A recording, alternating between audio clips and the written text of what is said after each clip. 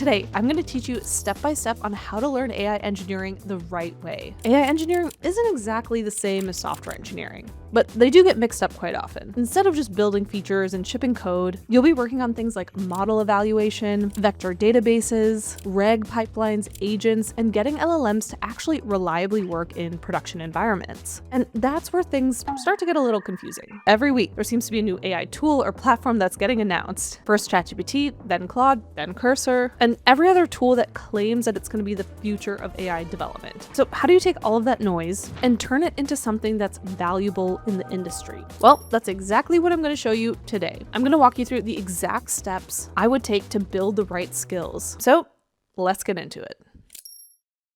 So at first glance, prompting may sound simple. You type a question into a chatbot and the model gives you an answer. But when you're building real AI systems, prompting becomes much more structured. So instead of asking vague questions, AI engineers design prompts that guide the model towards consistent and reliable output. So for example, instead of saying something like, summarize this document, an AI engineer might write a prompt like, summarize the following document in 3 bullet points for a non-technical audience. Focus on the key conclusions and avoid unnecessary details. Now, this could even extrapolate further into a more detailed prompt, but it's still better than the first prompt of summarize the document. The details matter, people. What?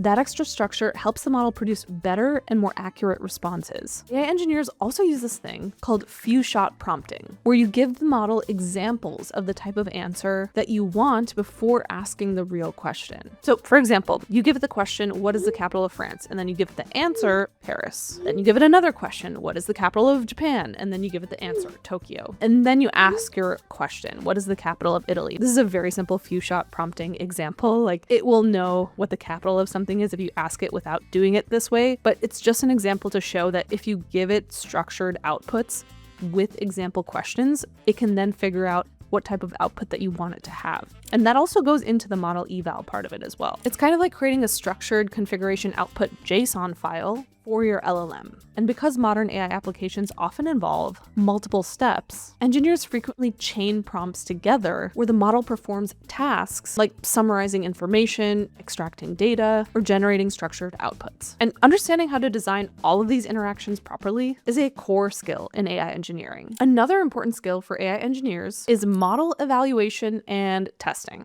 I know. Sounds fun, right? With traditional software engineering, testing is usually straightforward. You write unit tests, integration tests, and if the code produces the right output, then yay, the test passes.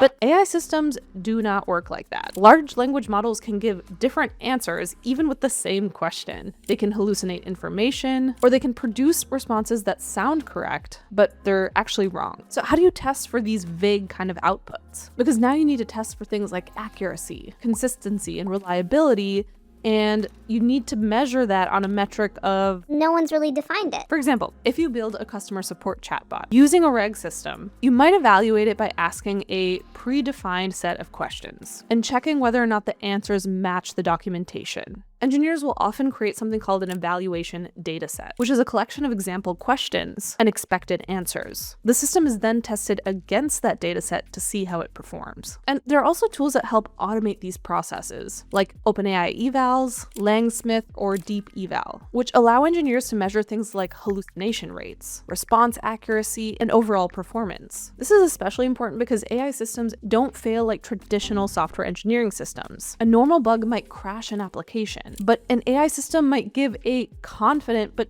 totally incorrect answer, thus not even alerting you that something is wrong. And this will eventually erode trust over time. So it's very important to have really, really good testing systems for the AI that we put in place. So as an AI engineer, this is a critical skill set to know. It's what turns a prototype AI demo into something that can actually be trusted in production.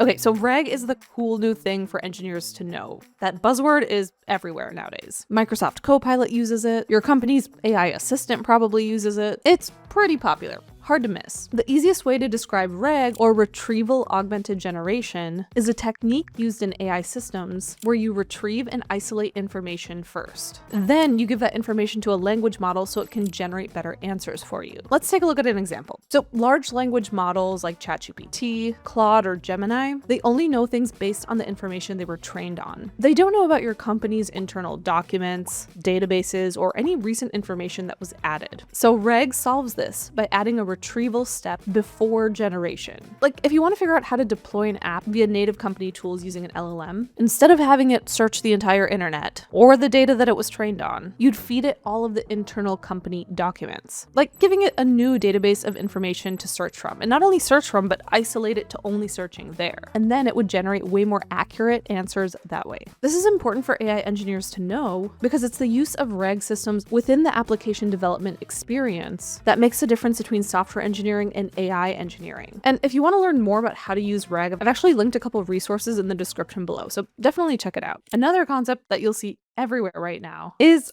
AI agents, or even the multi-agent workflow. The idea is pretty simple. So instead of a language model just answering questions, it can actually use tools to complete tasks. So cool. So for example, imagine asking an AI assistant, can you summarize the latest sales report and send it to my team? A normal language model would just generate text, but an agent can actually take action. It might retrieve the report from a database, or summarize the document for you, and then generate an email, and then send it through your company's email system. It depends on what you've configured the agent to do, but it happens all automatically, just based on a prompt that you gave it, which is pretty dang cool. So this is where tools like N8N and UiPath come into play. These tools allow AI systems to connect to APIs, databases, and other software. So the model can actually interact with real systems instead of just generating text. So the platforms that I mentioned, they make it possible to orchestrate these multi-step processes where the language model decides which tools to use and when based on a prompt and the information that it retrieves. It's pretty cool. It acts like a human. This is why agents are becoming such a big part of AI engineering. Once models can start interacting with tools and performing actions, they become much more useful in real-world applications. You'll see things like automated research assistants, AI-powered business workflows, internal company automation tools,